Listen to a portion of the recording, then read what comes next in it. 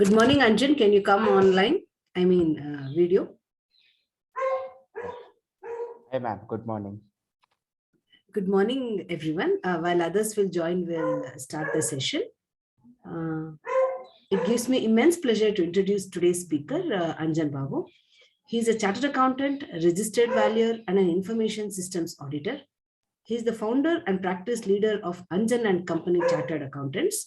He has over 8 years of experience across various fields, including in business consulting, auditing, taxation, financial management, and valuation. He is visiting faculty at various institutions like the Institute of Chartered Accountancy of India, Institute of Cost Accountants of India, Indian Institute of Valuers, St. Joseph's College of Commerce, Christ University, among others. We welcome you, Anjan, for today's session. Over to you. Thank you, Shilpa ma'am.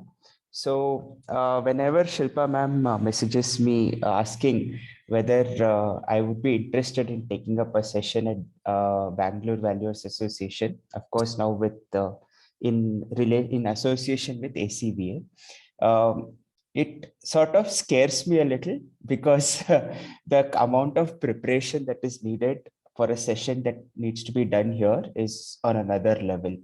But it also excites me because it gives me an opportunity to dive deeper into a topic which I would be putting off to a future date.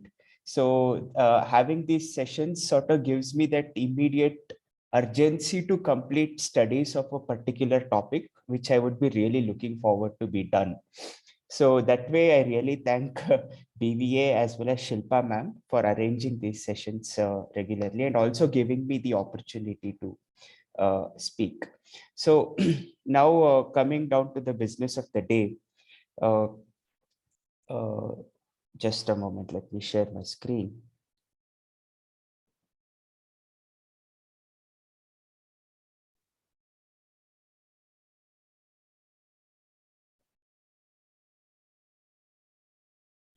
So hope my screen is visible. Yeah, all right.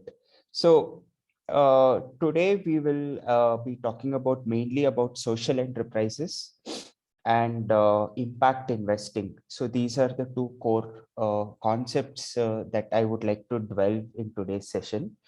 I'm not really an expert in this field. It's just that I've had an experience of dealing with 3, 4 social enterprises and also impact investment funds. So based on that, a little practical experience of whatever I've learned and which I believe is not fully formed yet. There is a lot of things that I still need to learn on this.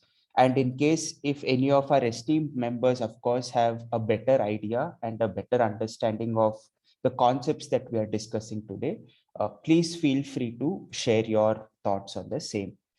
Okay, so now social enterprises, we'll be talking about the business model, the fundraise aspect, that is from the perspective of both the buy side and the sell side, and little bit of how the valuation trends are there in social enterprises. So today's discussion flow is going to be like this. So we will start with a simple definition of what are social enterprises. Then we will go on to understand what are the different legal structures, which are all the enterprises driven by social causes. How do they form themselves? What is the investment philosophy of impact investment funds? And if so, how is impact measured? And finally, insight into the various social enterprises that are out there in the ecosystem today and what kind of valuations they command, what is the trend in valuations. We will see all of that. Anjan, you can alert me as and when I have to run the poll for the purpose of issue of CP. Okay. And I hope you have received that, no? The polls. I have entered all the poll questions in Zoom. All right, all right. Okay. So let us everyone keep the session very interactive. So with that, I will ask you a few questions to begin with so that we sort of dispel the myth of what is not a social enterprises or relearn a few things with regard to what is a social enterprise. Okay, so following a simple question, which of the following is a social enterprise? Okay, you have to pick the right answer from these three options. So first, social enterprises are driven by social cause, and do they run only on donations and charity? Two, they run on profits or commercial transactions, and they use the profits to maximize their social cause. Three, it is run on contributions by members who have come together for a collective cause. Which of these three, in your opinion, gives a best definition of what a social enterprise is? Can anyone tell? All the three, maybe? Okay, so first answer I'm getting is all the three. All right. In the chat box, I've got an answer saying that it is run on contribution by members. All right. So any other answers? Even I feel it's all the three. Okay. All right.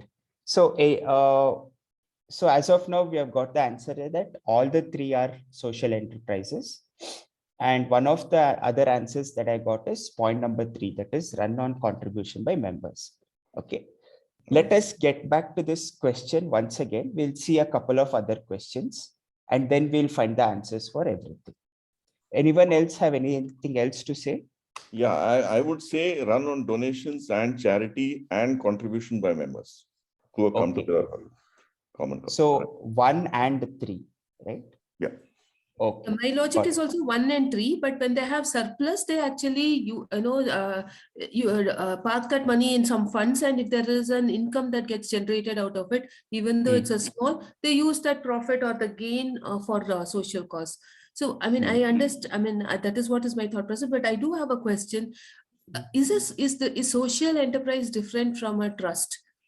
A trust that is recognized under the Income Tax Act, like a non-profit.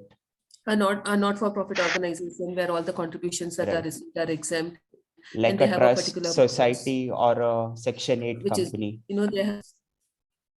Yeah, I get your point. So like Section 12A Section 8 company or something that is recognized by. That's correct. Section 11 or Section 12 registered. Right. All right. So we will get back to that. So I got the feel of the trend of the participants' answers. So it ranges between 1 and 3 or all of them, something like that. Okay. So next question, what is your view on the profitability of social enterprises? Social enterprises are, one, are they commercially unviable setups? Two, their unit economics for the commercial transactions are positive. However, they report lesser profits or loss in comparison to regular business counterparts. Three, they're as profitable, if not more, in comparison to businesses in the same industry which do not have a cause.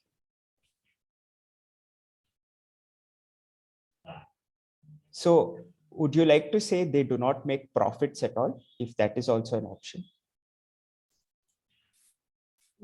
I kind of agree with that. They do not make profits at all, or the costs are always more than the income that they generate. So commercially unviable. They have to run on donations and charities. That's correct. Yeah. Any other opinions? My take on this is, if it's an educational institution, mostly they are as profitable, the third option. But if you come to NGO and all of that, it's like are usually commercially unviable. Right. But I'm not clear as to social enterprise includes NGO as well as these colleges or schools. Right, understood. So I've considered all your answers, and there's an answer on the chat box. It says can be commercially. I didn't understand the rest of it, but I'm thinking that it is commercially viable, or okay, that is what I'm thinking. So most of the answers that I've got is they're commercially unviable answer. Okay, all right.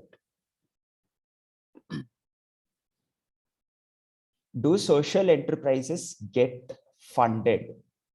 So first one is venture capitalists and private equities, they stay away from social enterprises. Or option two, they have to fight hard, but they will get funding. Option three is they'll get funding as much as anyone else does in the market. So what do you think about this? They do not get funded. They usually private equities and venture capitalists stay away from social enterprises. Is that the answer most of you will be going One for? and two. 1 and 2. Okay. So even if they have to get funding, they have to fight really hard to get the funding. All right. I just have one more aspect to add on to it. Also depends on how, what are your connections. So if you have connections with something like a Bill and Melinda Gates Foundation, maybe you'll get funding easier. I guess it is also a difficult process. But those foundations are not VCs and PEs, no? Are they? They are not VCs and PEs. Yeah, but funding is a challenge. So when you say like someone from like a Bill and Melinda Gates, you're thinking that it will be some sort of private charity, right? That's correct. Where it is like a donation, where they just contribute. If there is a cause that is identified, and if they are, if the people or the owners of the funds are able to relate to that cause, then they will fund it. Right. I get your point. So it's more like that way speaking, even Christian missionaries fund so many things. So that's very right. So I'm guessing that ultimately you're telling it's a grant rather than a investment, correct? Correct. Okay. All right. Then last question. After that, I'll tell all the answers. Okay. What is your view on valuation of social enterprises? Like if you are, let us say, given an assignment to do valuation of social enterprises, what is your view on it? One is they command. So ultimately, three possible answers, right? If there is a regular commercial establishment, and if you want to benchmark it against this, you are going to say, one, is it going to be lower than the business commercial establishment? Or two, on the same level with like a same multiple as that of a regular business establishment? Third one, higher than the regular business establishment. So what is your answer for it?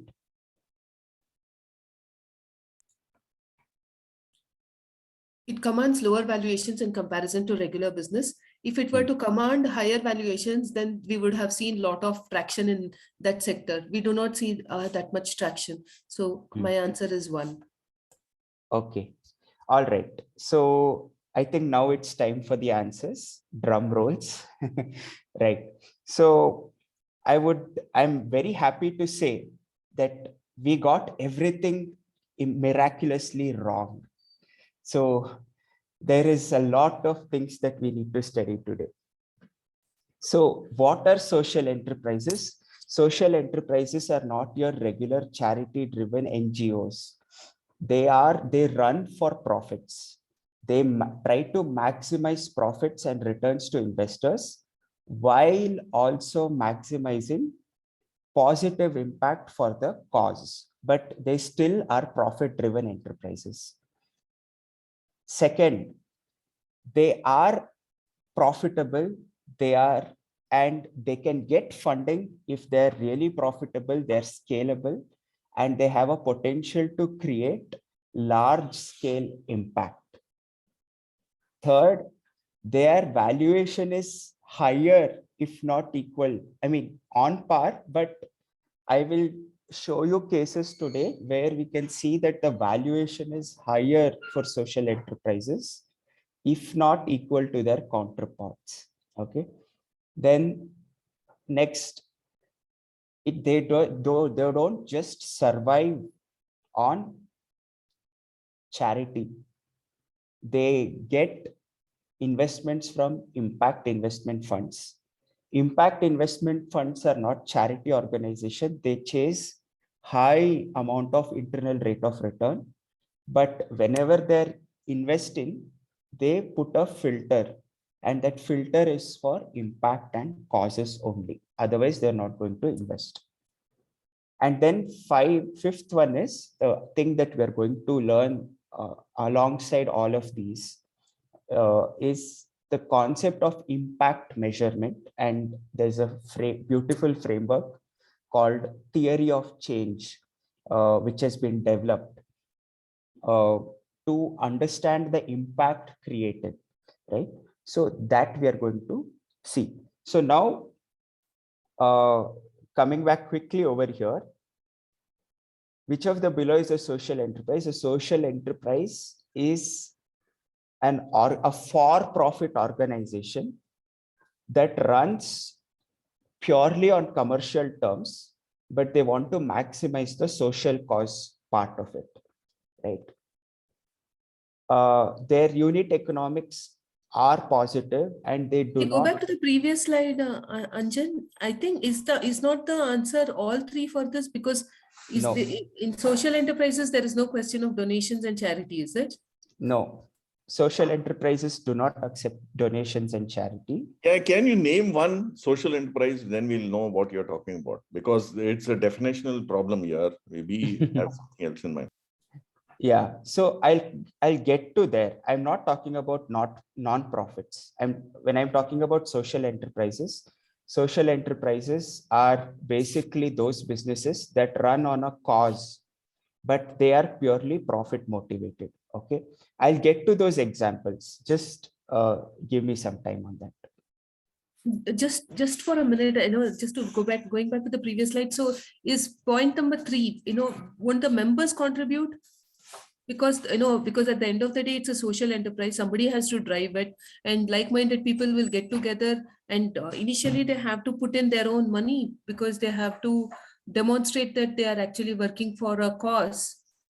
So they don't run on it, no? Initial investment maybe yes, but they don't run on it. In case if they run on it, then they become a cooperative society. Okay. The first one is an NGO. The second one is a social enterprise. Third one is a cooperative society. Sure. Thank you so much for this clarification. Yeah. They are commercially viable. They are profitable, sometimes if not more, in comparison to the business in the same industry. All right. So social enterprises, they get funded often, right? And they command very high valuations. They don't run on charity. Now, example of a social enterprise. So I will give you example of 2 organizations, and you need to tell me which is a social enterprise. You will only get to know. So coming to the financial inclusion sector, I'll give you 2 names, HDFC Bank and Jana Small Finance Bank. Which one would be a social enterprise? Or HDFC Bank Gramin Kuta, which is a social enterprise? So any of you heard of this Gramin Kuta and Jana Small Finance Bank? Jana Small Finance Bank, I've heard. I've been associated as well. And they are part of a social cause. Pardon? Who is part of social cause? Jana Small Finance is, I think, Right. part of social cause. Right. So both are in the business of banking. HDFC Bank is in the business of banking. ICICI Bank is in the business of banking. Gramin Kuta and Jana Small Finance Bank are also in the business of banking. They are not NBFCs. They are actual small finance banks. Now, what does Jana Small Finance Bank and Gramin Kuta do? They fund only those who are from lower income to middle income background. That is someone who has an annual income of less than 5 lakh. And their loan ticket sizes range between 10,000 rupees to 1 lakh. That's it. Not more than that. They do not ask for collateral, nothing. They only want you to be part of a group, a kuta, right? Where it's also called as a self-help group, where the members of the self-help group are funded. It is usually unsecured loans, and the interest rates are a little high. But they only fund those people who do not have access to funding. They might not even have legal documents properly in place, right? That is the difference between Jana Small Finance Bank or a Grameen Kuta as against that of a HDFC Bank or an ICICI Bank. One is a social enterprise. The other one is a pure play business enterprise. Social enterprises are profitable. They command valuations. They get funding, but their target market is to create cause and not to make reckless profits, you can say. They would want to make as much profits as possible, but they will not make profits without creating impact. Okay, that is a typical example. There are various other examples that we can come across, but this is one of those examples. And we will see those examples as we come along. So the format of a social enterprise is a private limited company or a public company? It's a private limited company. Okay. It's like any other company that is out there, but they work for profits and for a social cause. Okay. Thank you. I do have a question. Maybe I'll park it for later. Yeah. Please tell me, ma'am.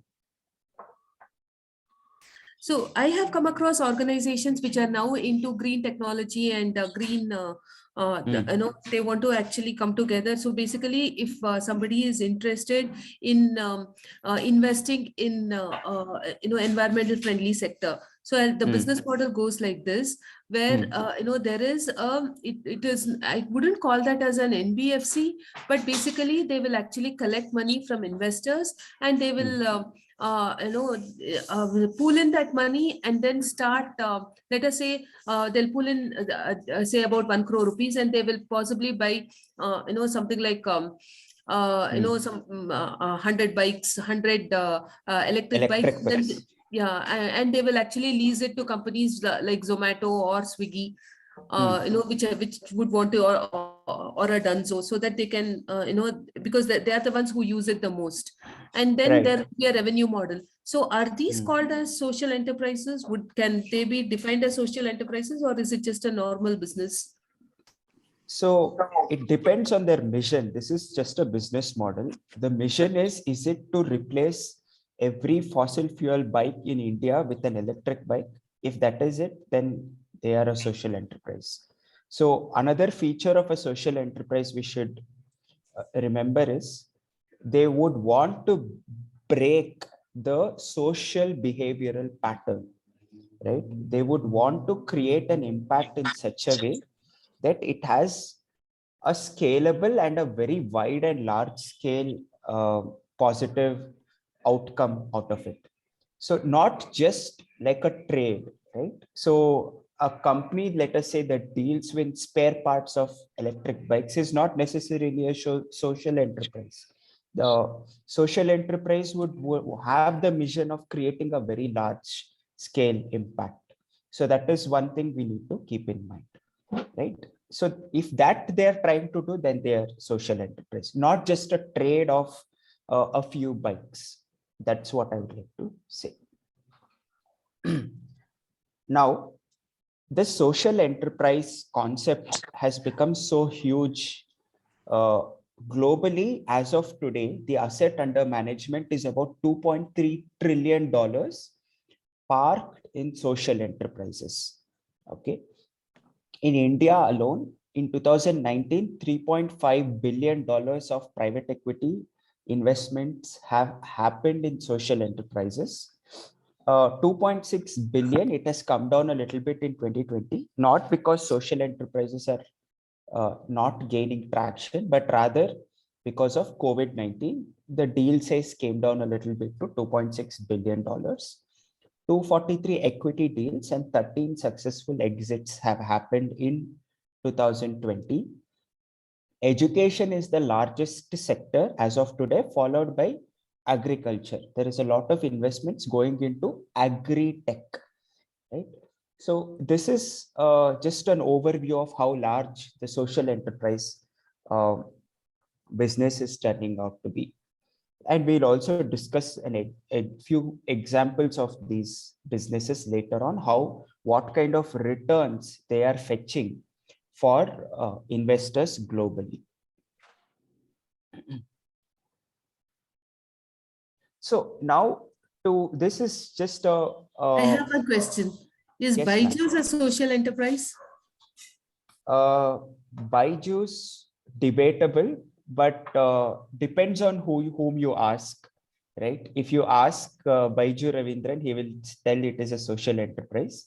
But if you ask the students who go to him, he will say it's a proper for-profit, no, without any social cause, right? It depends on whom you ask, but I am keeping aside those kind of enterprises which are extremely debatable. I'm only trying to focus on those enterprises where usually people cannot debate that they do not have a social cause. No, but when he went for funding, he would have said that he's for social enterprise. But people should believe, I will come to that part where investors are also quite choosy in where they put their money. So they will see through what is happening and they're very choosy on where they put their money. Sorry, one question. Yeah. See, this classification of social enterprise seems to be more, the motive seems to be still profit motive. From what Correct. you're saying, there is no distinction. Correct. So all valuation principles will follow, I'm sure you're going to explain. Correct. So it is more important, like the funder perceives it, especially if it is a filter, as you said. As long as the funder perceives it as a social enterprise, it is good. It is coming that way. As in, is there any legal or other aspects for classification, or does it have any bearing that you are calling it a social enterprise? Like, does it make a difference is my question. Yeah. Because it seems to have all other characteristics of a normal enterprise, except with a social thing which is attached. And that there is an ecosystem where the VC or the funder is particular that he wants to only fund something which has this social attachment to it. Is that a correct perception, or is there something much more than that? Yeah, so legally there is no definition of a social enterprise, but believe it or not, SEBI is working on that definition. In budget of 2019, there was an announcement that we are going to create a social stock exchange by SEBI. So that social stock exchange framework is still getting ready. And once that is ready, we will have a clear definition of what a social enterprise is. Right. But up until then, we as valuer professionals, there are a few things that we need to keep in mind with regard to the ecosystem that the social enterprises flourish in. And we'll be trying to get valuation multiples of similar enterprises through research. But we will always find that these companies are valued a little higher in relation to in the same industry as against any other company. And we need to understand why it is being valued higher. Is there any logic to it? Or just because they have a cause, people are pouring in more money just so that they can speak about it in their kitty parties and whatnot, right? So are we as valuers ultimately taking more risk by certifying valuation reports of social enterprises which command higher valuations as against regular businesses? So that is something that I would like to dwell upon today, but we can only dwell upon it if we have a total understanding of the ecosystem which they flourish in. Right. Okay. Right. Thank you. Thank you. Yeah. So the legal structures, I'm not talking about social enterprise legal structures. I'm talking about legal structures of enterprises that have a social cause, right? The first one is a typical model, which is a non-profit model. These are not social enterprises.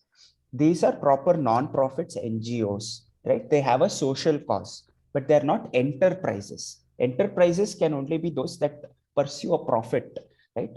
So non-profit model, of course, there is a Section 8 trust or society. Now the difference between non-profit and social enterprises, we'll see. They non-profits focus purely on creating impact. They do not worry about commercial viability. They constantly need donations to keep the organization afloat. They enjoy income tax benefits and they have no access to venture funds. Venture capital they do not get. They get private trust donations and private charities and public charities fund non-profits along with individual donations. Now coming to a social enterprise, it can be a company or an LLP. A social enterprise would have found its product market fit. That is, either their service or product has been proven in the market to be of utilization to create value. While they find their product market fit would be in such a way that they would be meeting social objectives as well, right? So another example that I would like to give is in United States. There's this particular organization that I forgot the name of it, but they are a proper HR recruitment agency. That is, they provide recruitments to various Fortune 500 companies and so on and so forth. But now the only thing is they do not provide recruitment. They do not place candidates like you and me, like regular, right? They only place candidates who have history of being in prison. They have been in prison. They have served a sentence.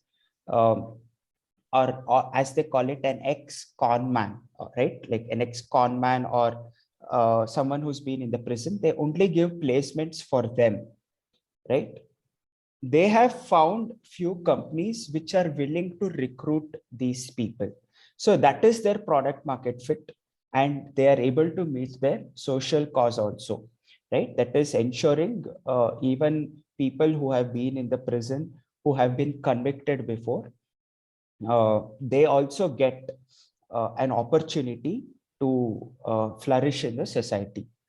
Right? That's a typical example of a social enterprise. They are profitable also. Right? They can raise funds from venture capitals.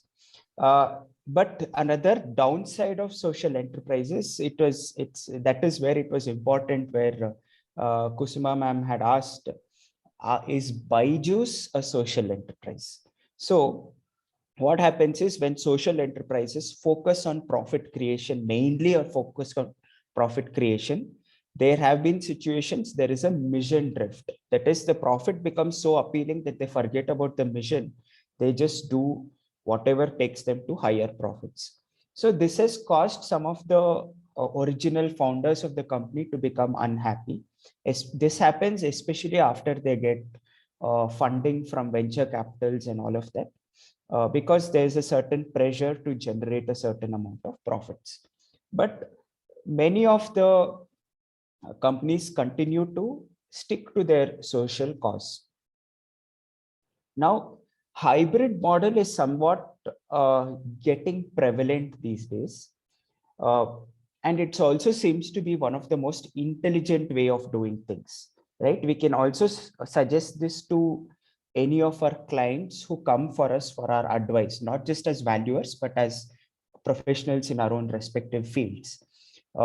If an enterprise comes forward and they have a social cause, they have a component of both commercial transactions as well as charity and donations. A hybrid model is actually what may work for them, right? So one is you can have a non-profit arm where they can receive charities and donations for a particular cause. They can also have a for-profit arm where the shareholding of the for-profit is from the non-profit, and the profits from the for-profit are used to fuel the cause of the non-profit, right? So that is another way of structuring a social enterprise. Now, a social that for-profit arm can be a pure play commercial play, or it can be a social enterprise by itself. But this is one of the ways in which people are structuring their businesses as of today. Now, the biggest benefit out of it is for the for-profit part, you can get venture capital, and for the non-profit part, you can get grants and donations. Now, the biggest challenge of this is running two organizations. Running a for-profit is a full-time job. Same as running a non-profit is also full-time job. So it becomes a little challenging for single founders, right? Unless if you have a co-founder, it is very difficult to run these type of setups. And there is also going to be cultural differences between employees of for-profit and non-profit, because both run on very different mindsets. Now, we will quickly learn another concept called the concept of an impact investing, right? So impact investors usually fund these social enterprises. So now what is impact investing? Impact investing is basically the concept of marrying profit as a requirement as an investor with the value system that you have.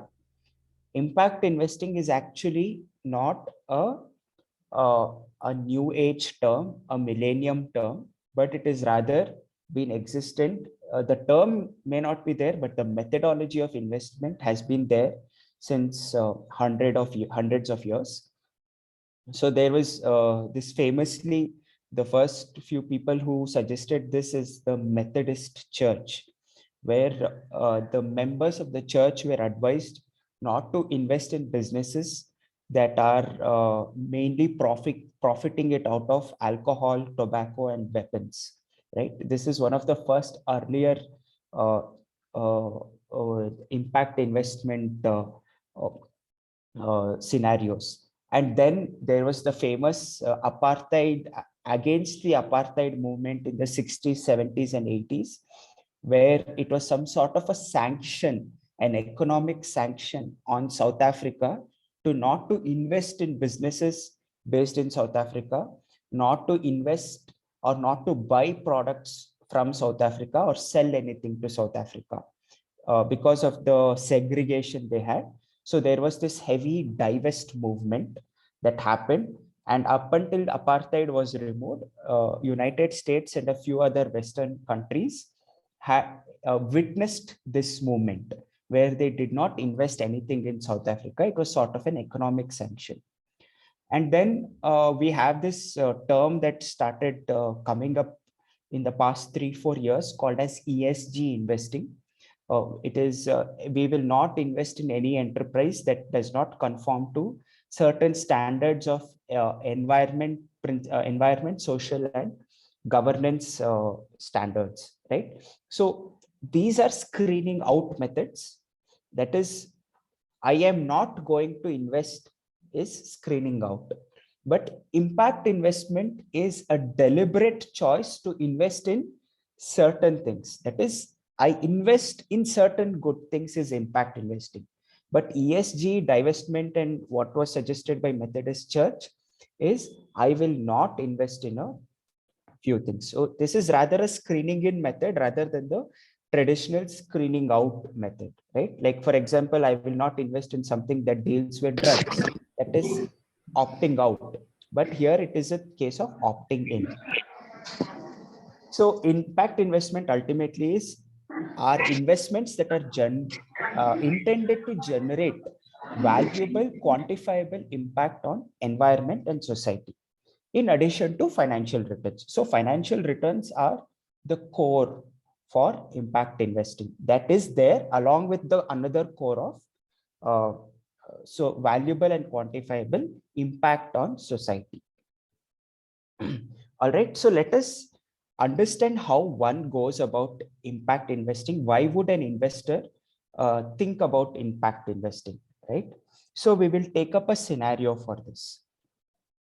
So let us take example of a women entrepreneur, Gauri. See, she's a serial enterprise. This is just a scenario. There's no real person that exists, but it is based on the story of a real person. Okay. They recently sold their startup for about $500 million. They intend to establish a foundation with a $40 million endowment fund.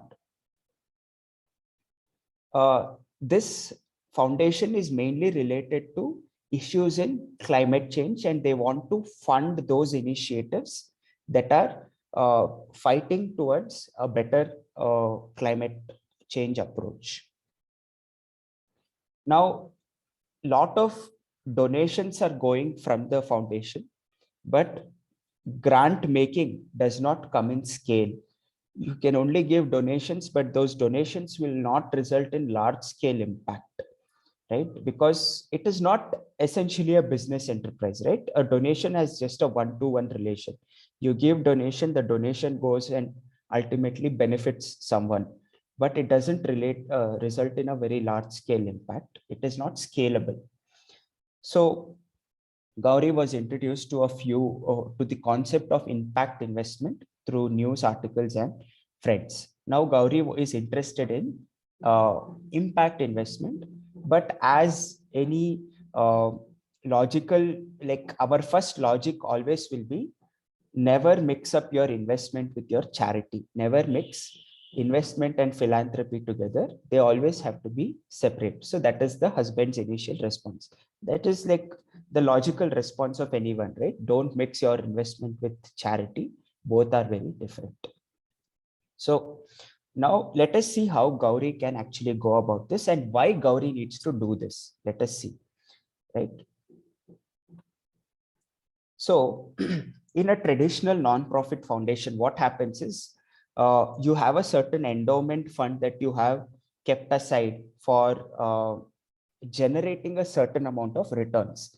These returns will be fueling the ongoing operations towards your charitable work, right?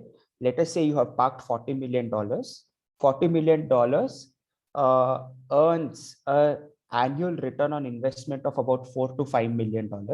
That $4 to $5 million is continuously used for the purpose of charitable activities, either to give it as scholarship, donations, or use that money in running a non-profit enterprise operations. And that non-profit enterprise can be doing a lot of impact related work, right?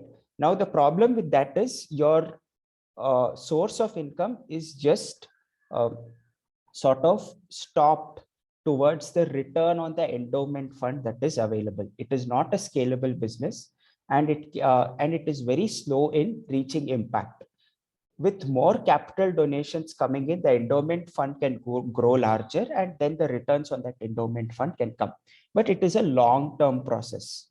Now, in an impact investment scenario, what happens is a part of the endowment fund is dedicated towards impact investing, right?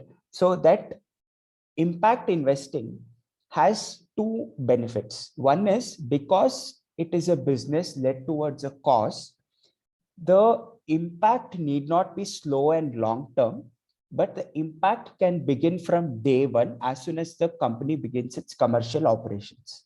So one is that. Secondly, since you get higher returns on impact investments, those returns can be further utilized for your non-profit, right? This is generally the impact investing model. So this is also a model followed by Bill and Melinda Gates. Bill and Melinda Gates have a huge endowment fund, and that fund, quite a bit of it is dedicated towards impact investing.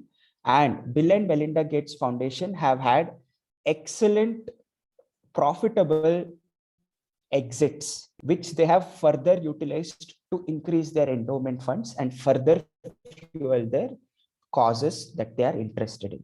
Now, the beauty of this is there is immediate positive impact, and there's higher return on endowment fund. Instead of getting a secondary market return of Government of India bonds or even just the free float market cap Nifty returns, they can get venture capital returns on a part of their funds. So now, usually what is the ecosystem that is there in impact investments, right? So we have these asset owners like that of a Bill and Melinda Gates, or let us say Bill and Melinda before they were divorced and before they started the foundation, right? And then these people approach specialist advisors. There are advisors who are specialized in impact investing. They approach these advisors, and these advisors direct them to first of all, they will plan out their endowment fund allocations. They will plan out how much they have to invest in impact investing and how much they should not, how much they should keep it in their non-profit only. And they probably introduce them to certain private equity and venture capital houses, which are really good at identifying social enterprises. Now, there are also investment bankers. These investment bankers, of course, make enterprises meet fund managers, right? And then ultimately the impact is given to the beneficiaries through this impact capital chain. Now, there are a few more things that we need to keep in mind. It has been increasingly, in fact, I have also faced this. It is increasingly becoming a situation where the asset owners are actually dictating what type of intermediaries should be there. Okay, for example, our own firm, the CA firm, one of our clients who runs a social enterprise for women, for upliftment of women. It's a for-profit, but it is for a social cause of upliftment of women. They insisted that I can be appointed as a chartered accountant for their organization only if my firm had a 50-50 ratio of men and women. There should be gender equality among the roles, and the gender pay should be equal in our organization. So at that point in time, we were thankfully able to achieve that. But asset owners want everyone in the value system, in the value chain, to go by the filters that they put. That means even like valuers like ourselves, we may be asked by a women-led enterprise to have a registered valuer who is a lady, like a female registered valuer only. So these are the few things that are slowly developing in the industry that I, in my first hand, have seen, and this has also been happening on a very large scale by a few impact investors. So this is a typical ecosystem or the impact capital chain. This is how the impact capital moves. Now, how are impact investment decisions taken, right? So this is again important for us as valuers to understand these things, because it will give an idea of what has gone behind. We usually get the post-mortem of things, right? After the investment is done, we have to sit and do the valuations. Many a times that is the situation, right? But here, what goes into their investment metrics, we have to see. So one is, of course, investment goals. They have certain return on capital that they expect, and that return on capital they have to achieve. That is their investment goals. Then secondly, and more importantly, they have impact goals. Impact goals can be broadly divided into two things: the impact themes and the impact lenses. Themes can be something like climate change, community development, financial inclusion, education, agriculture, water, all of these, right? Water and sanitation.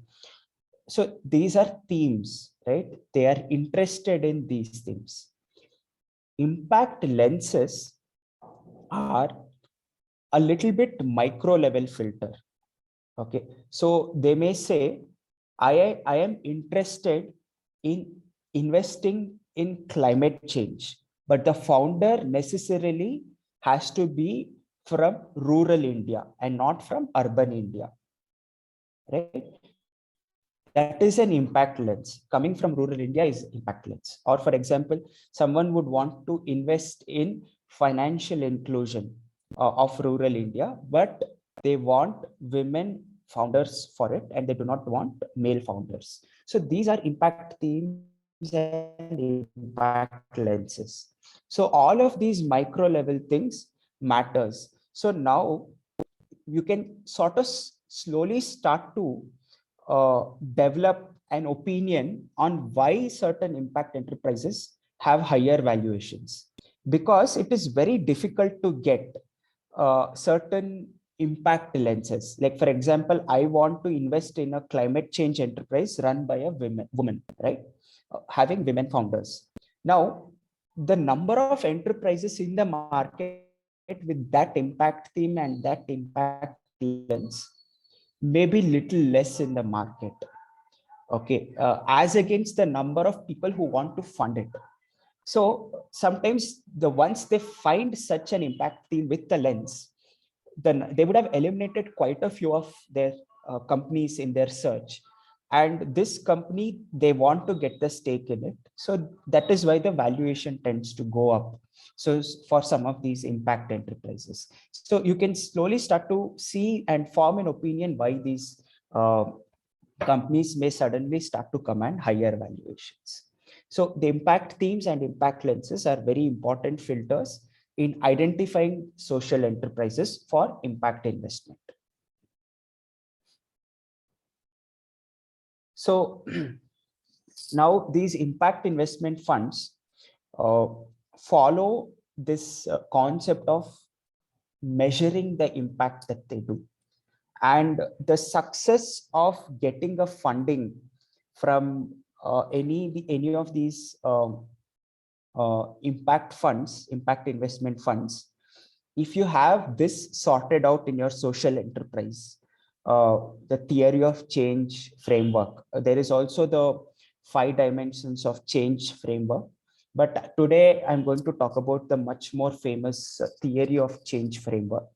If this theory of change framework is sort of built into the system very strongly in a social enterprise, or at least it has few trackers in place, then the chances of getting funding for social enterprises go up. And also sometimes the valuations that they command again are going to be a little on the higher side if they have figured out their theory of change framework and they have all the right definitions and targets in place.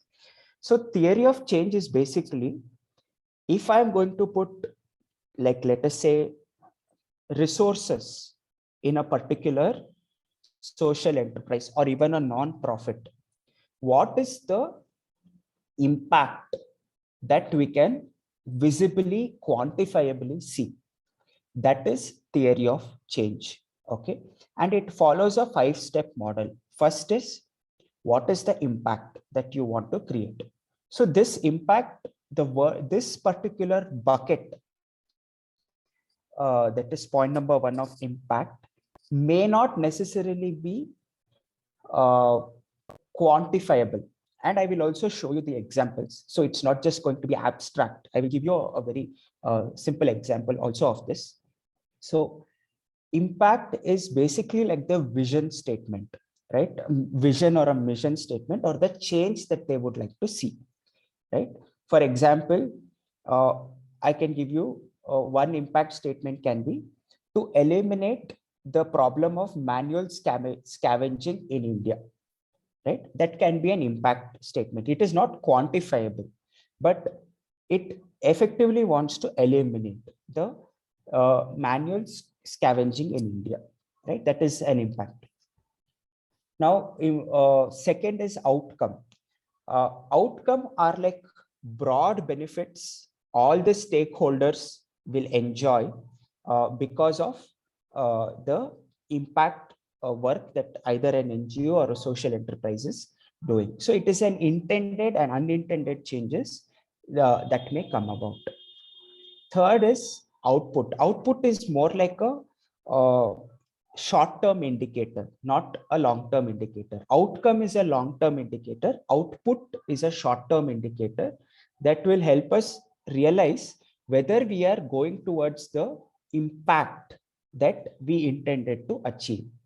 Fourth one is activities. Activities are basically those actions that have to be undertaken to ensure the output happens. And finally, inputs. Inputs are all the requirements that are needed for step number 1 to 4 to be achieved. Okay. Now let us take a look at this through example. Otherwise, it goes over our heads and it is very abstract to look at it, right? So let me take an example of a social enterprise involved in skill development in India. All right. Now, what is the impact that they want to create? They want to meet the demand for skills required for a growing India, that is a developing India, a continuously developing India. There's a certain skill demand that comes along with the growth of the economy, and they want to meet the skill demand. That is the impact that they want to create. Second is, what are outcomes? As I told you, outcomes are these broad long-term objectives that they want to hit. So the outcome can be in terms of metrics, the number of people they trained, placed, and retained. Let us say their objective is to train, place, and retain about 1 million graduates or 1 million people in various jobs. That can be an outcome. Output is the number of people that graduate from the program. As I told you, output gives you a short-term indicator. If there is a correlation that can be existed, that can be established, that if 100 students participate in the skill development program, about 70% of them will always get a job placement, right? Now, the number of students that you are continuously training is an indicator of your outcomes, ultimately indicates outcomes, and then finally the impact that can be created. And then finally, activities. So you need to carry out high quality training, resume preparation and interview preparations need to be done under the activities. So to do these activities, what are the things that we need? We need quality training partners, we need material, we need a venue, we need investment, and we need infrastructure. And this is how we establish a funding need for a social enterprise. So we tell what is the impact, what are the outcomes, what is the output, what are the activities we have to undertake. And finally, we have to tell them, see, these are all the inputs that we will be needing. And because these inputs are there, this is the kind of funding that we are looking at. So that is how social enterprises get funded. In case this theory of change framework is solidly fitted into the organization, getting funds is easier, because for the impact investment funds, they can relate the objectives for which they can fund. So if theory of change is built here, the objective they have already predetermined, it's easy for them. The objective fits, the impact fits. So let us just fund them. There's no problem in it. Kusma ma'am, you want to ask anything? Yes, sir. So I understand the theory of change. I understand impact investment, impact measurement. I don't understand, how does it actually, elsewhere in this presentation, you also told that investors actually chase the IRR. So where is the revenue model? How is the revenue model? How do we fit in revenue and profitability into all of these things? Because from, largely when it is a social enterprise, the impact change can happen when, at the end of the day, development happens when it impacts people, or environment. And all that is expensive. Where is the question of earning revenue and how does that fit in? So,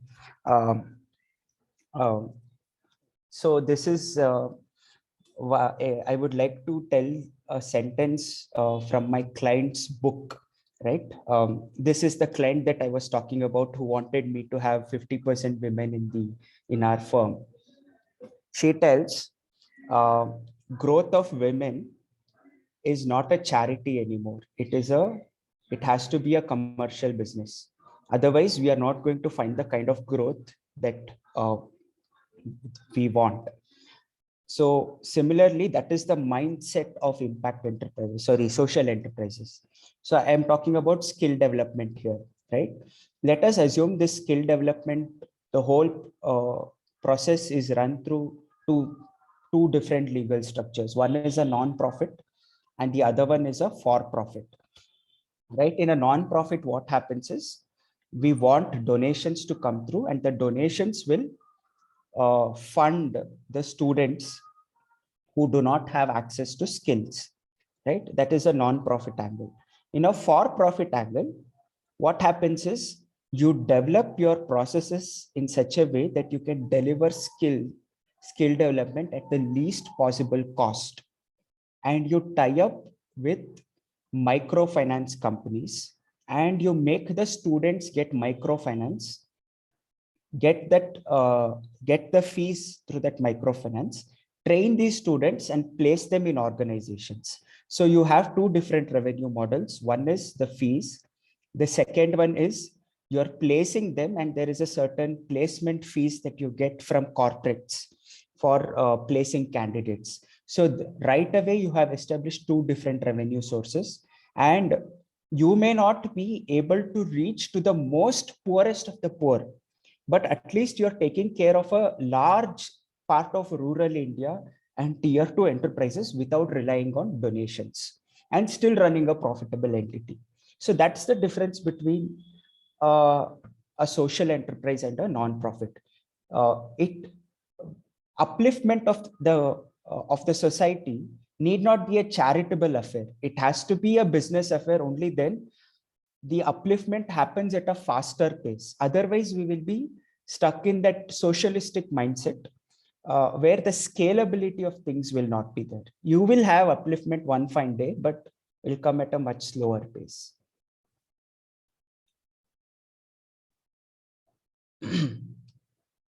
Is that okay? But that's an absolutely fine, example. I mean, I kind of relate to it now. So at the end of the day, and the other thing that I'm also understanding is you have to be associated with, structures which will actually enable this, and they also should be a for-profit organization. So that is when all of these things is going to work. No, in the example that I have taken, yes, but you can have corporate enterprises which do not require such strategic tie-ups also. Like, for example, another like a potential client that we are working with is a client who wants to eliminate manual scavenging, not just in India, but all over the world. Now, manual scavenging, no one wants to talk about it. And it is very difficult to crack. And how can you profit out of it?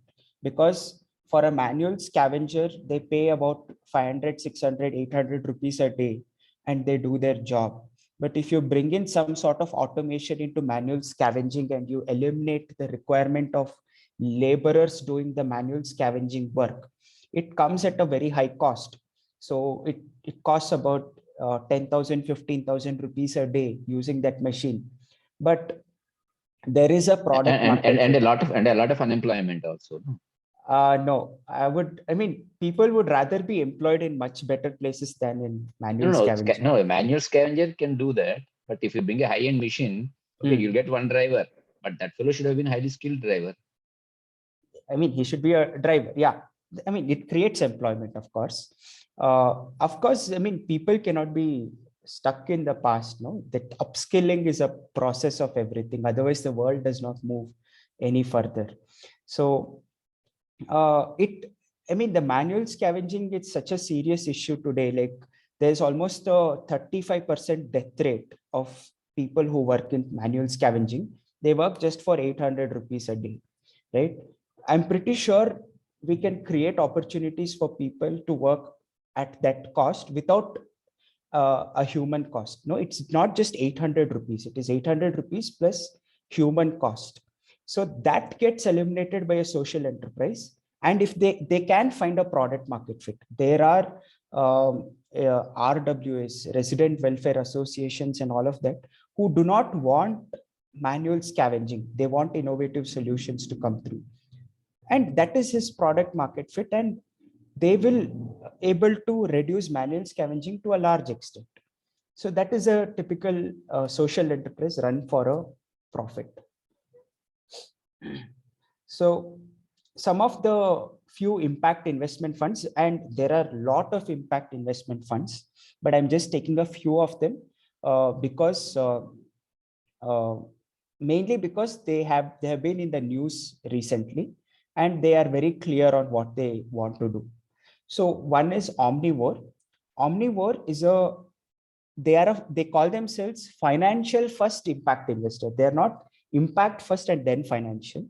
They're financial first impact investor, but their filter is they only invest in businesses that impact small Indian farmers, okay, in and rural communities. So that is Omnivore. That is their investment philosophy, and they've had a tremendous amount of gains in their investments. Then we have this Omidyar network, which is actually a fund based out of India. It's a global Can you fund. just tell a little, sorry, Anjan, can you please explain omnivore a little bit when they say when it defines itself as a financial first impact investor?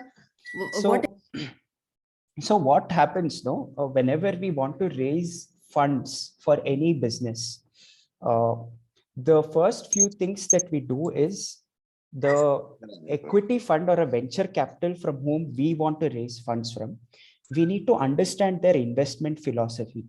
As in like what kind of businesses that they're interested, what themes that they're interested in, do they have impact lenses, are they investing in high growth scalable enterprises, are they investing in media enterprises. So those kind of study we have to do on their philosophies. So Omnivore is one such company where I have done a quick study on it. So they are saying that they want a profitable enterprise. That is one. If you're not profitable, don't even approach us. As in profitable, as in not a net profit, but the ability to create a valuation multiple. Can someone mute, please? I'm getting a lot of noise. Can everyone mute, please?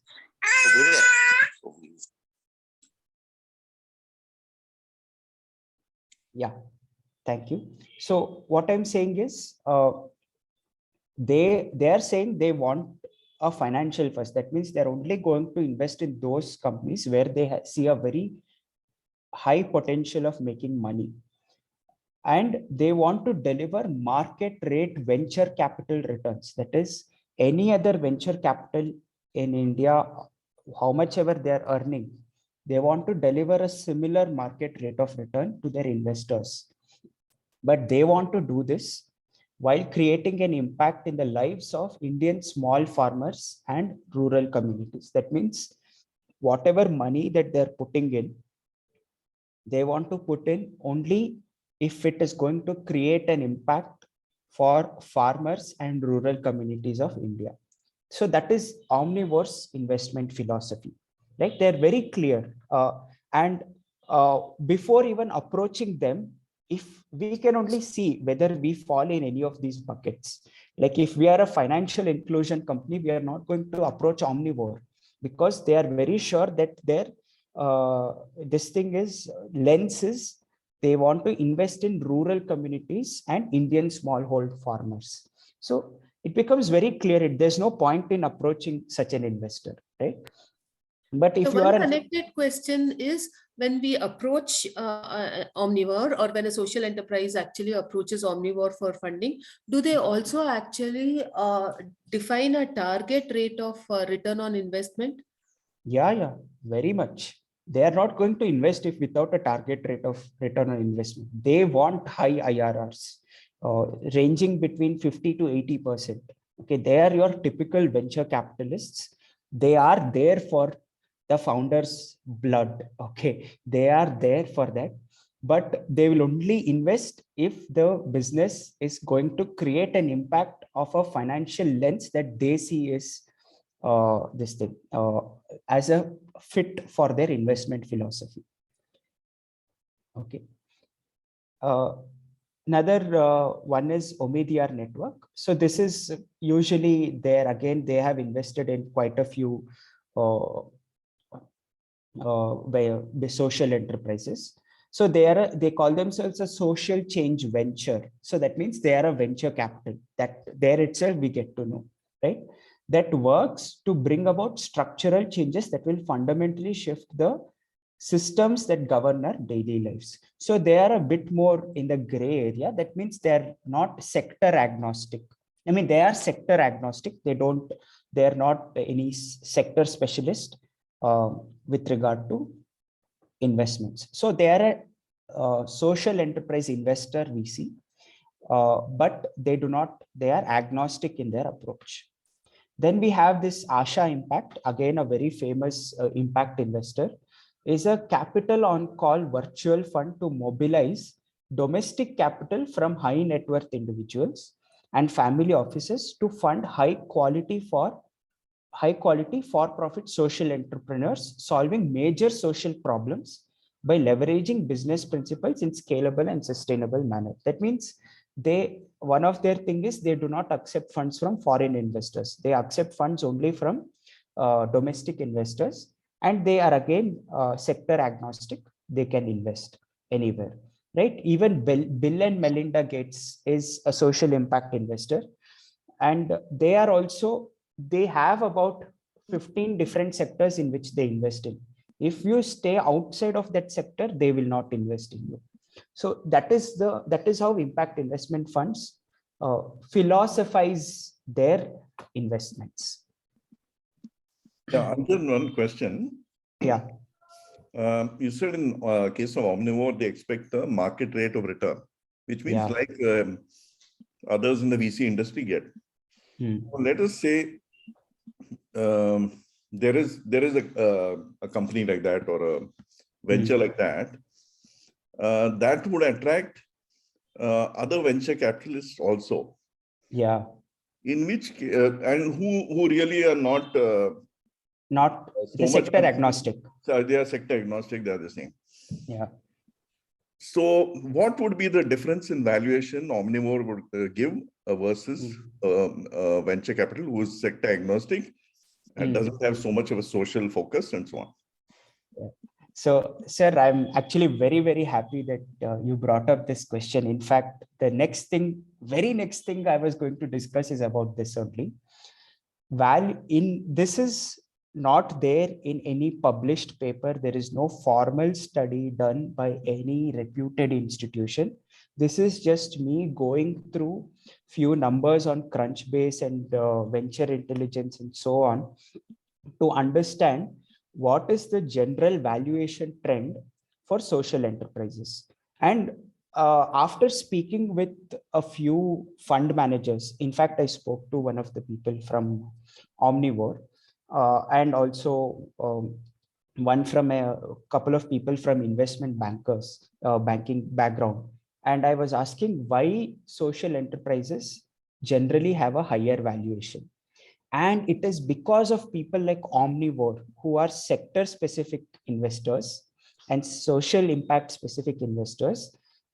These startup enterprises, which are in basically social startup enterprises, they command a higher valuation because not only are regular venture capitals, regular private equities interested in them, they also get interest from these Omnivore type of venture funds. And because of this, the number of social enterprises that are there as of today are actually low in number, but the people who put the certain filters like agriculture, social enterprise, those number of people are started to become more. That means the sources of capital is more and the number of enterprises which are pursuing social causes are little less. And that is why in my opinion, as well as in the general opinion with those people whom I spoke, they feel social enterprises are gaining more valuations than regular business enterprises. So that specifically answers, I think, sir. Yeah, if I may continue with my question, is it okay? Yes, Okay. please. See, it seems to go against normal valuation theory. Let us say there's a company which is a social enterprise which is very profitable. So then it has a bigger market. The normal VCs will look at it. The omnivore will also look at it. But let's say it is not so profitable. It doesn't have that 25% IRR or whatever.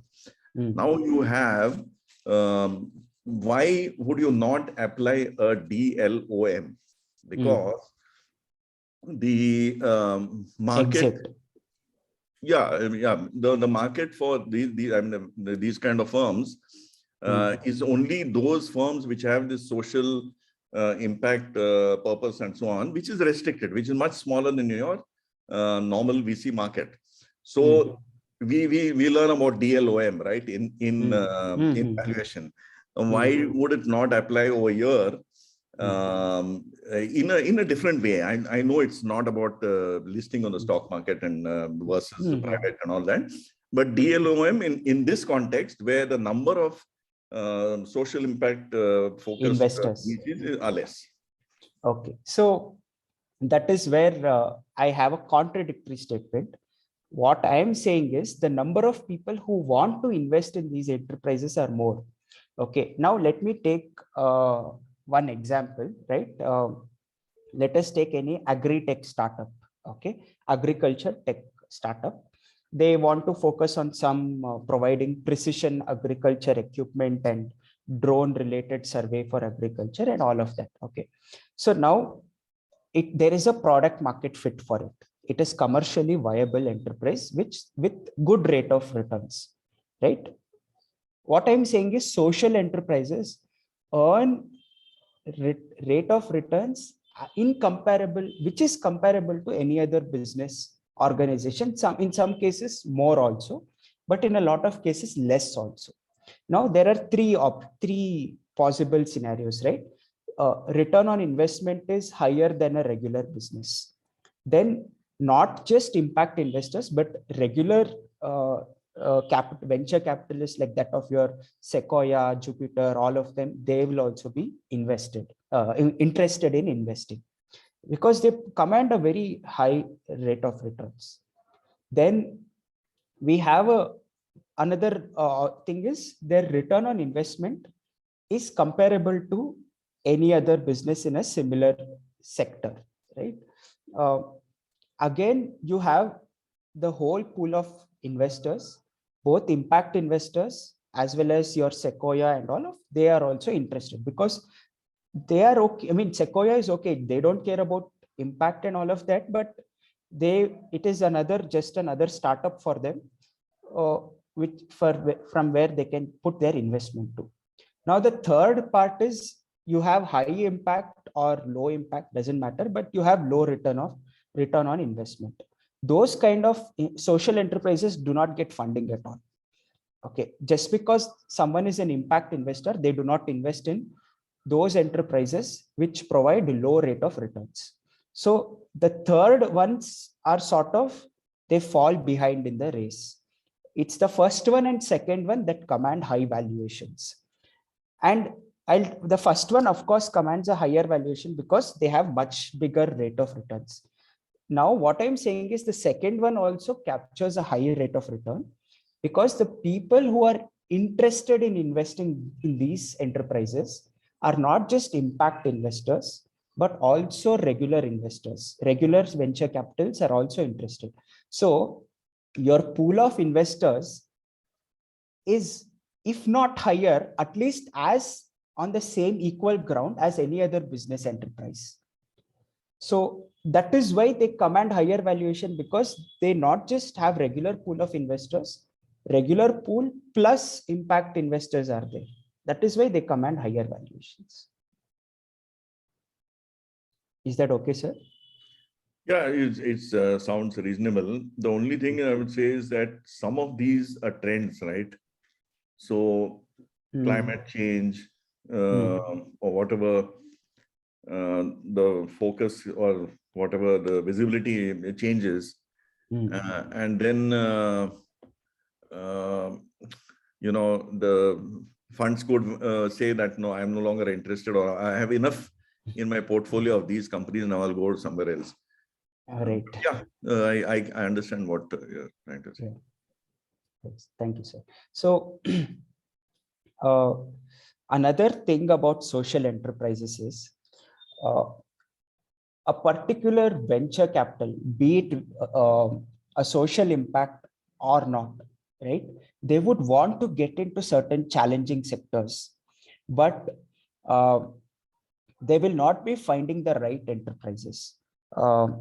So there's another startup called Risk Cover, something like that. They concentrate on insurance penetration into rural India. Okay. Insurance penetration is talked about by everyone, and everyone says how low insurance penetration is in India, but no one actually gets into the job.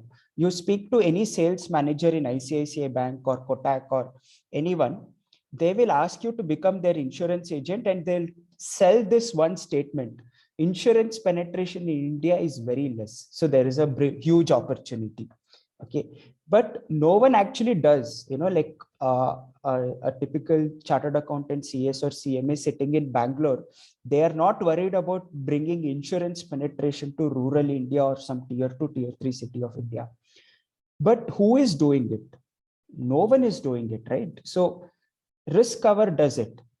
And some for-profit venture capital would want to take position in the upside that is there in the insurance penetration in India, right? So that is why they will go ahead and invest in that, even though Risk Cover is a pure play social enterprise where they want to provide insurance coverage to even the most downtrodden for their purpose of safety, right? Health and life cover. They're trying to push that to provide with very less commissions, but they want to build the network.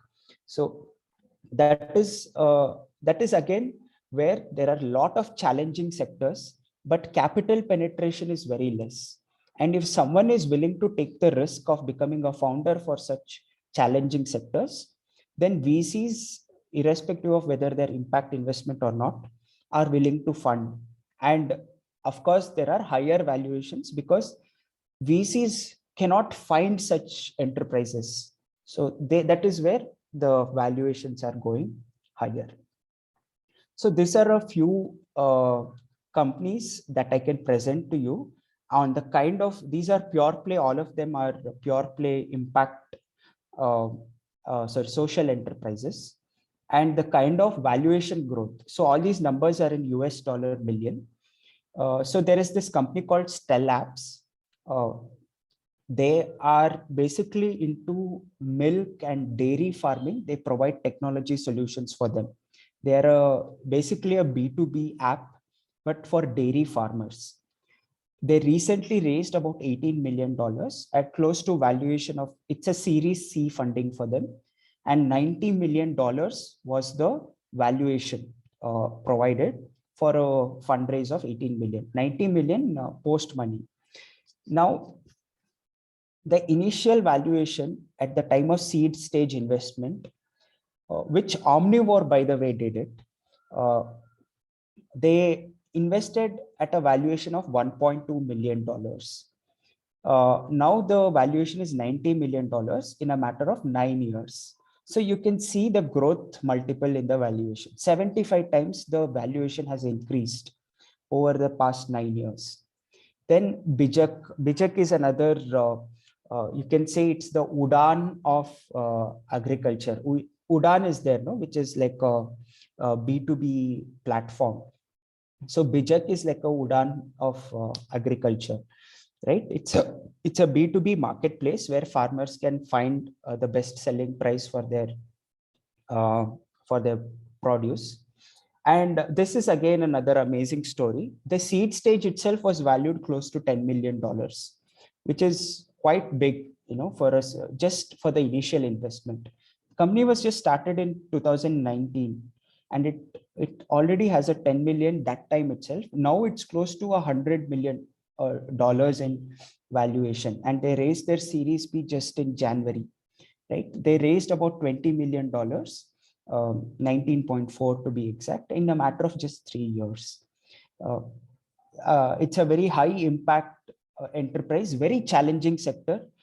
Agriculture B2B is, there are so many challenges that no one actually wants to get into it, and Bijak got into it. So that is something for which valuations are actually to be given to. It's a very challenging, I mean, hopefully they do good work also, but it's a very challenging risk to take to get into such a sector. Then Doubtnut is your K-12 preparation kind of a edtech platform. They focus mainly on the social side of it rather than like a typical Byju's. They're not very carnivorous that way, you can say. I'm using carnivorous because we just used omnivore. But Doubtnut, that edtech platform, they recently raised $31 million. Started out with a $1.7 million valuation 5 years ago. Now that they're at about $100 million valuation. So in a matter of 5 years, they have grown quite a bit, 64 times. Animal is another company which is focusing on technology for animal husbandry ventures, or animal farmers involved in animal husbandry. Again, brilliant valuations they're getting. Recent round they closed at about valuation of $75 million. They raised about $13.5 million, and they started 2 years ago with a valuation of $3.7 million, with a growth rate of 20 times their seed stage investment. So this is the kind of growth that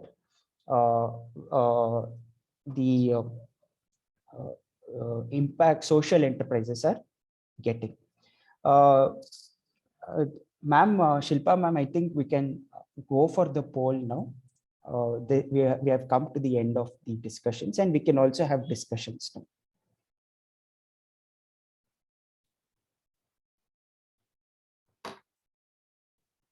Shilpa ma'am, hopefully you can announce the poll.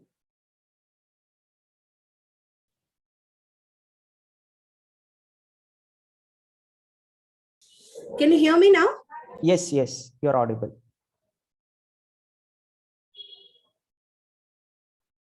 Hello.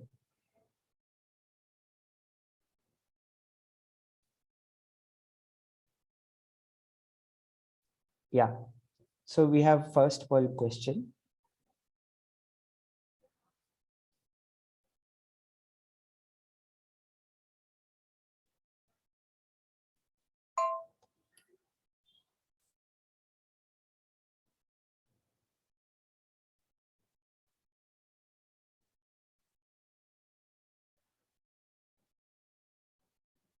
Yeah.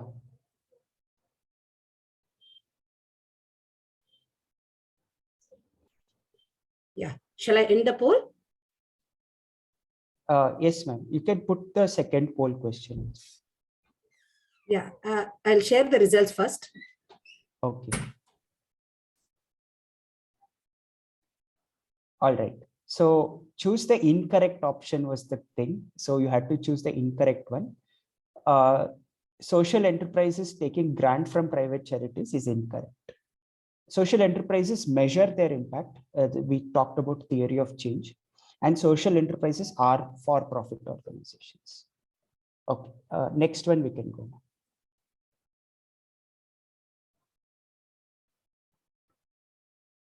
One of the ways social impact enterprises measure their social impact is based on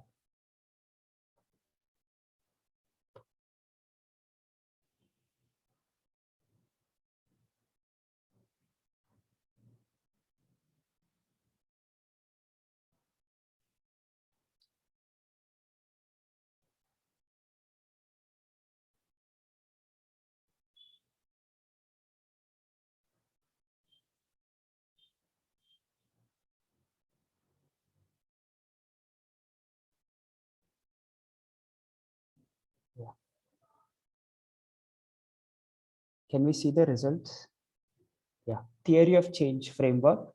is one of the well-known ways of measuring social impact. So the wording to concentrate here is social impact.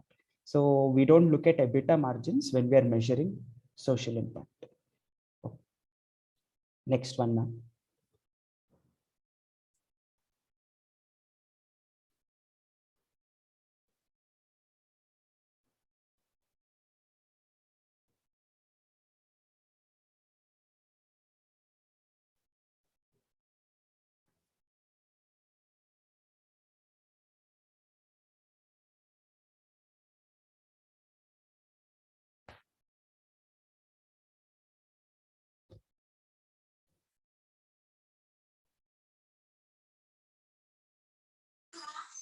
I have one question. How to quantify theory of change into valuation?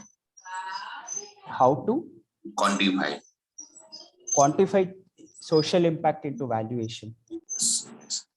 Yeah, but in our regular DCF, we should not get into such kind of things where we try to bring in social impact into our enterprise valuation that the investors would have already negotiated and gotten a particular valuation. Okay, this theory of change understanding is only for the purpose that we should know what goes in the ecosystem. Only then we can take intelligent decisions as valuers. Yeah.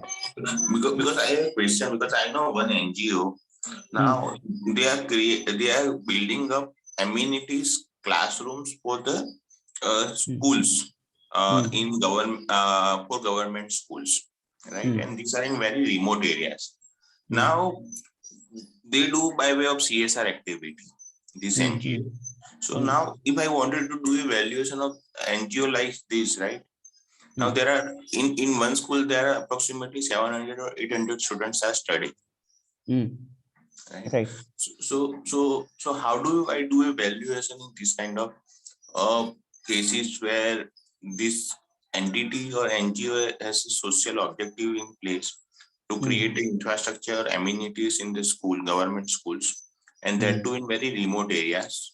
The thing here is, no, it's not a social enterprise. I think it's a non-profit. Non-profits, the valuation by itself is like quite a complex task because you're trying to tell something is valued at a high level when they themselves do not want to claim higher valuations because they are a non-profit. Valuations can come through only if they have that intention of becoming a for-profit. So coming back to this particular object of this session, right, where we are discussing about social enterprise valuation, right? So the social enterprise has a intent of profit. Yes. When they, okay. Yeah, it does. Yeah. Okay, so this social enterprise, how do we do evaluation of this social enterprise? I'm sorry, I joined little late, so I don't have much idea. I am really sorry. No, it is a typical enterprise valuation only. You follow the regular method, that is DCF and all of that. Okay. It is just that over in social enterprises, the ecosystem is a little different. So we need to be aware of that ecosystem before we should not complain. There is a particular social enterprise and there's a regular business company, which is a comparable company. This social enterprise is having higher valuation multiple than the regular business enterprise. We as valuers should not just go back to the client and complain, I cannot give you this kind of valuation. You have negotiated a very high value. We should not do that. We should look at the ecosystem. We should look at all these things that the investor may have considered. And then we have to see whether it merits a higher valuation multiple. That is all. Okay. So in this kind of enterprises, which are the standard multiple, right? For example, if I have a user base, for example, of 10,000. So is this multiple base? Mostly we see the valuation based upon multiple base, or is this mostly on DCF model? So we should know one thing, that VCs and private equities, they do not invest on DCF basis. Okay, they have their own mechanisms in place to logically arrive at a valuation. Like mainly they use market comparables, or they will use turnover multiples, EBITDA multiples, or like that, right? And there are also certain things that is sort of well established in the industry. Someone like a seed fund venture capital, they're not going to go for a dilution of less than 15%. 15, they go for 25%, and the median is 20% dilution. They do not invest in case if they do not get a 20% dilution. And the average ticket size is slowly turning out to be between $1 million and $2 million, between $1 to $2 million for seed stage.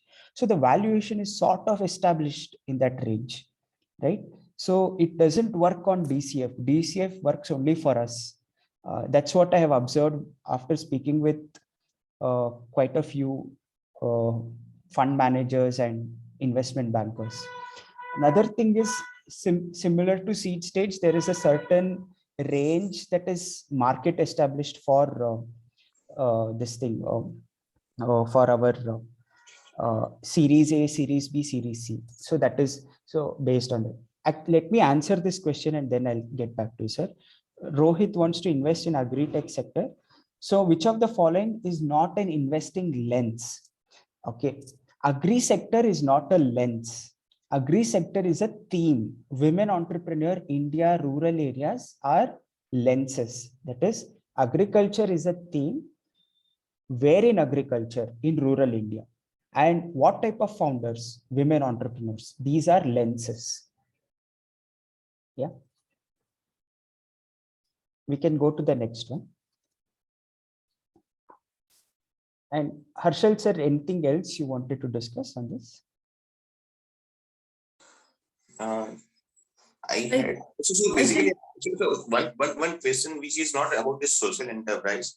So this market multiple method and all that thing, is this predominantly used by venture capitalists and all that thing? So now in a case where company is going for an IPO, right? And they are going to raise a fund from retail investors and QFIIs and BIIs. So in that case, should we apply DCF or should we consider market multiple? Where companies in the price discovery mode,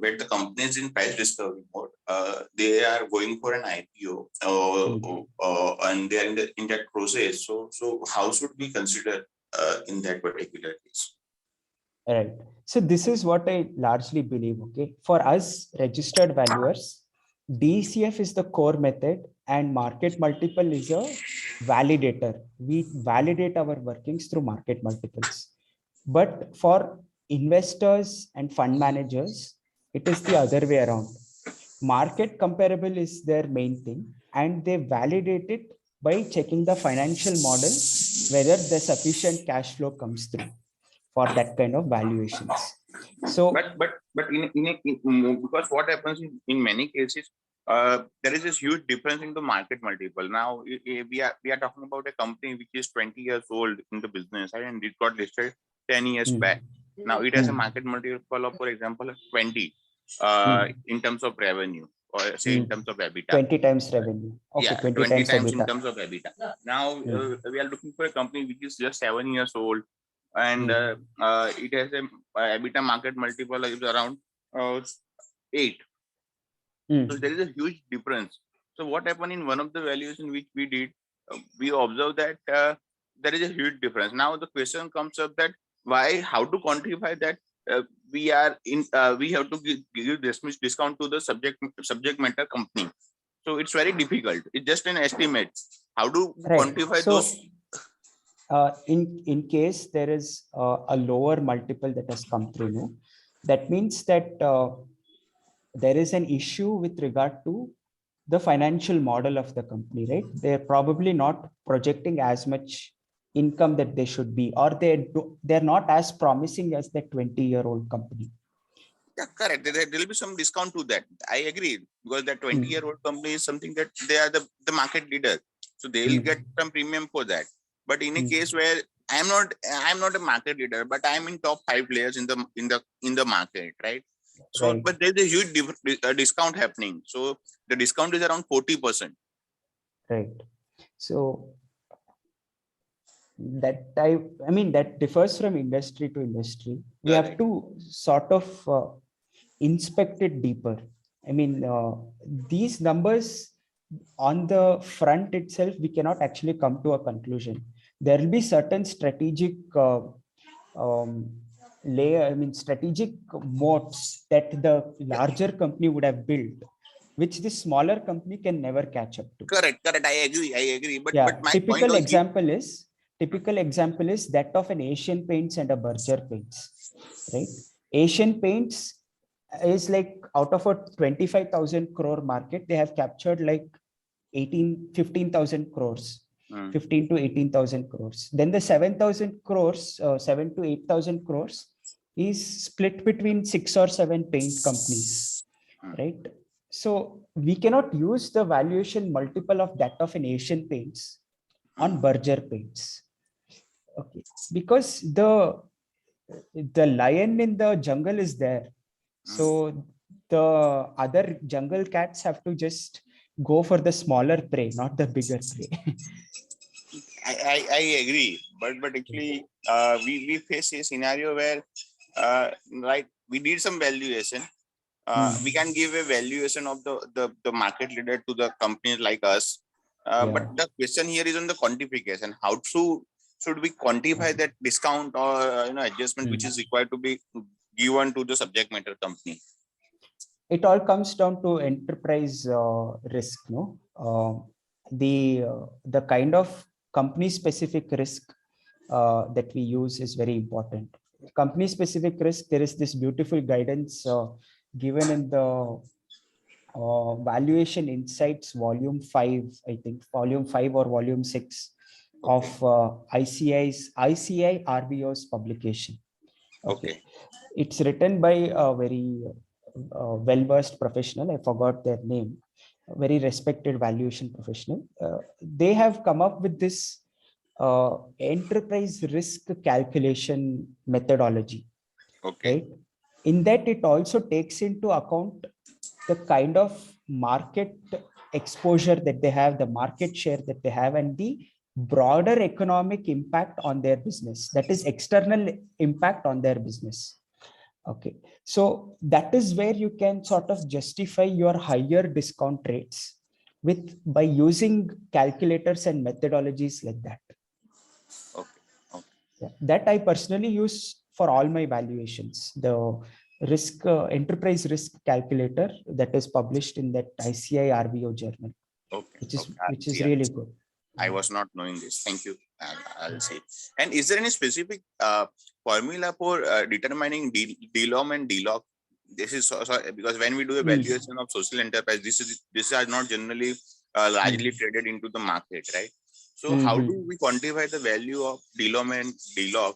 And is there any statistical model which help us to determine that? Okay, so for DLOM, no, there are like 4 or 5 publications that are there. So Ashwath Damodaran's publications, I think, is a very widely used one by all our valuers. He pegs the DLOM between 30 and 35%, 30 to 40% rather, based on the industry. I think he's also come up with a data set, if I'm not wrong, for this. Okay.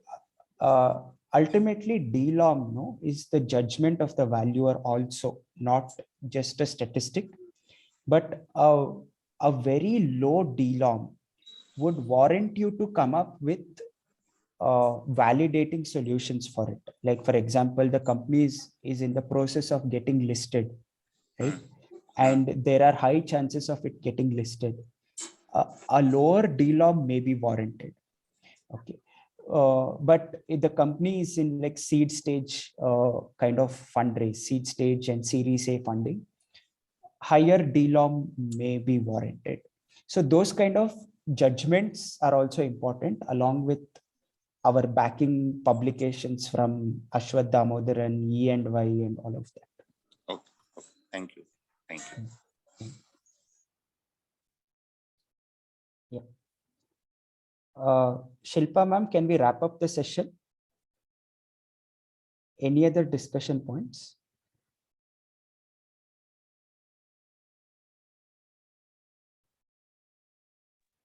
What is the Yeah. answer for pool 5? What was question 5? I forgot. True or false? No. Yeah. It is false, because impact investment is not about screening out adverse companies, but rather than screening in the companies that you want to invest in. And I think poll number 3 also, we couldn't discuss it. There were a lot of controversial answers there. Can we bring up poll number 3, ma'am? Yeah, theory of change framework. It does not fundraise needed is a input in the theory of change framework. So I think everyone got it right. Short-term indicators are there in outputs. Outputs are short-term indicators. Company valuation is not there in any of the theory of change requirements. Broader benefits to shareholders is outcome. After impact, there is outcome. Outcome is long-term indicators. Output is short-term indicators. Then we have activities. Then we have inputs. So company valuation does not fare in anywhere in the theory of change framework. So 55% of you have got it right. That's good to know. Yeah. Yeah. Shall we end the session? Yeah. Yeah. I request Kusum to convey vote of thanks formally to Anjan. Before that, Shilpa, before that, we'll announce about membership. Go ahead. Yeah. Hi, everyone. Good morning. This is Subbarao. As you know that our membership is going to be end 31st March 2022. Like I request all members to renew their membership for financial year 22-23, which we are going to circulate flyer today. And the membership fees for the 22-23 is 2,000 rupees. If you are going to register renew on or before 31st March 2022, it is 25% discount with 1,500. I request all members to register, as well as you please inform to other friends, viewers also, like to get registration on BVA. Thank you. Subbarao, last time there was a problem. We were registering freshly instead of renewing. Some problem was there. Yes, that is the reason now we have added in the website, okay, renew membership. Instead of register, we have added one more screen renew. I request all members to click on the renew. And if you have any doubts about your membership number or something, you just ping me, I can provide that. You can give only your BVA membership number, then all the details will take from the system directly. And you can pay through your card or Google Pay, Phone Pay also through Razor Pay. Straight away. It will take just 1 minute time. Subra, hi. What actually, we are members of Bangalore Valuation Association. Till current year, we used to get some sessions of CPERs without paying any additional fee, correct? Now, even though we are a member of Bangalore Valuation Association, we have to pay the fees for attending seminars or CPERs. So, Yes. what are the additional benefits that we will get based upon if we become a member for the NGO? Yes, sir. Sir, for getting the CPI hours, okay, you will be part of the group BVA members, okay? Like we will publish to mainly to the BVA members or others also. And it is not all are not CP hours also, because we have to like a lot of challenges from the RVO to get the certificates.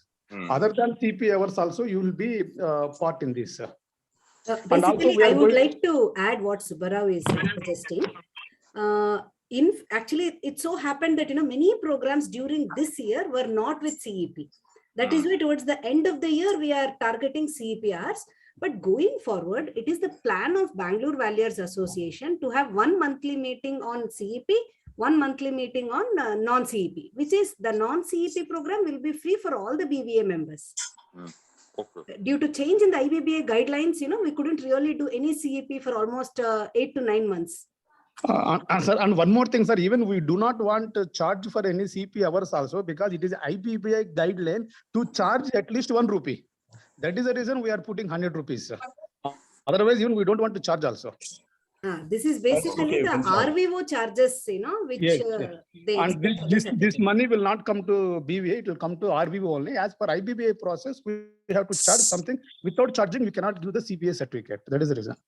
Actually, one more thing I would like to suggest, as what Subara was telling, even other RVOs, if you can see, many people used to conduct like how Bangalore Valuers Association are conducting, but even now you can see the decrease in their programs also, because IBBA guidelines are applicable for them also, for us also. Actually, the valuation, Bangalore Valuation Association seminars are very wonderful. So I don't have any. I always got a value addition when I do attend those seminars. So I was just curious to ask this, nothing else, because just wanted to know, nothing else. No issues, sir. No I issues. also want to understand from all of you separately separately in the sense in the BVA members group, whether we should have, quarterly credit hour program and then continue with, majorly free programs, like free for all BVA members, and then quarterly go for CEP. All your suggestions are welcome. Please be open, because it is for the benefit of all of us. You want to have a short meetings like this wherein you have credit hours, or you want to have all free, continued with workshops which has CEP, because ultimately everything is for our own benefit. BVA is for the benefit of its members. And even for 22-23, we are planning some physical meetings and also like some resort type, 1 or 2 days. There we can, BVA members can attend freely, or if any minimum charge will be there for BVA members. That is also one benefit. And that is by taking all these means, we have reduced that membership fees drastically 50%. Last year we have collected 3,000. Now this year we are collecting only 1,500 if you registered on or before 31st March. Okay, actually, I am from Ahmedabad, so actually, it is always good to connect with a lot of people who belong to different geography and different areas practice. So that's a wonderful thing. So I'm very much thankful to the BBA and all these participants that will get an opportunity to listen to various specialists in this domain. Thank you. Thank you. Yeah. Now over to Kusuma. Shilpa ma'am and Subbarao sir, any plans to do a bulk CP hour workshop kind of thing before end of the financial year? Actually, we are planning next year, like 22-23, we are planning, Anjan. Not this financial year. Okay. Now still the corona is there, there are travel restrictions even, once it is, everything it is completed, then because a lot of members are there from different states also, like from Hyderabad, Ahmedabad, Delhi, Chennai, then even if you want to get involved in this physical sessions. Okay, got it, sir.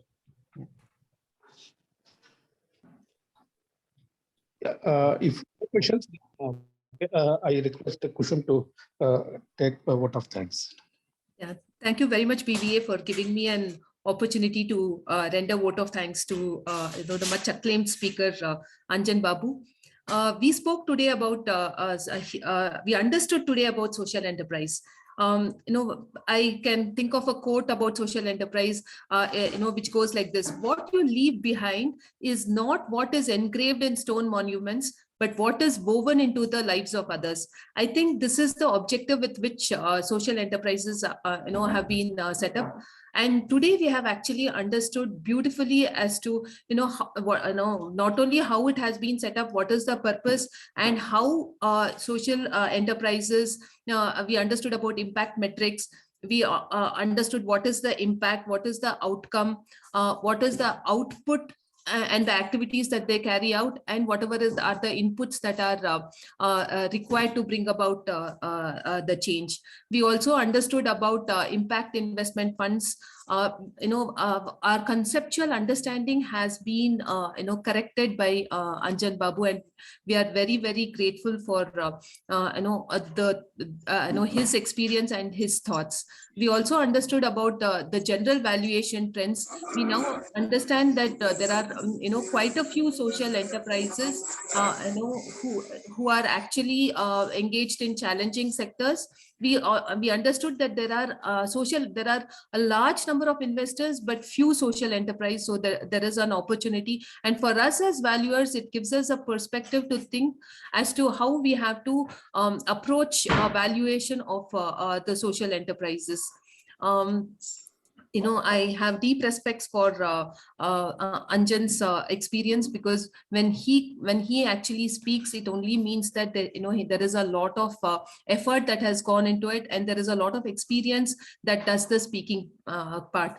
With this, I thank Anjan Babu for his deliberation this morning. I also thank all the participants for making it a point to participate in a sector which is niche and which is growing. And I thank BVA, for organizing such topics. They come up with topics that are really very useful for valuers. And I think one of the proposals that I have is maybe one topic that we need to talk about is about cryptocurrencies and valuations around that, because that is another hot topic, and we should definitely spend some more time in understanding. And I just want to end this quote in particular. This is meant for Anjan.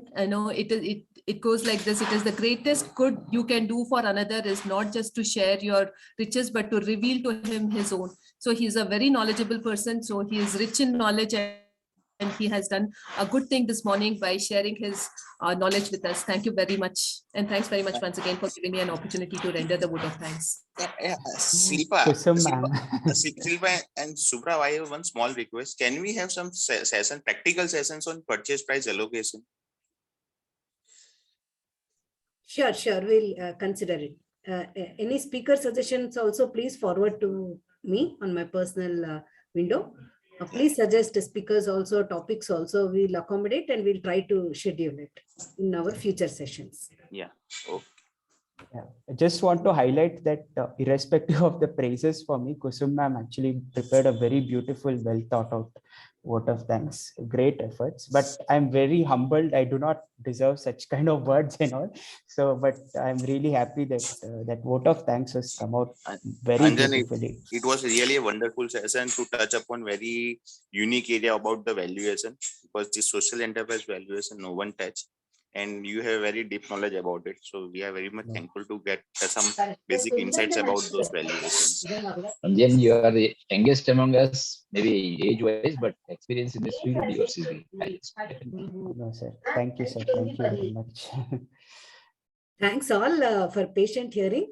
And it really, even I had no clarity as to what was social enterprise.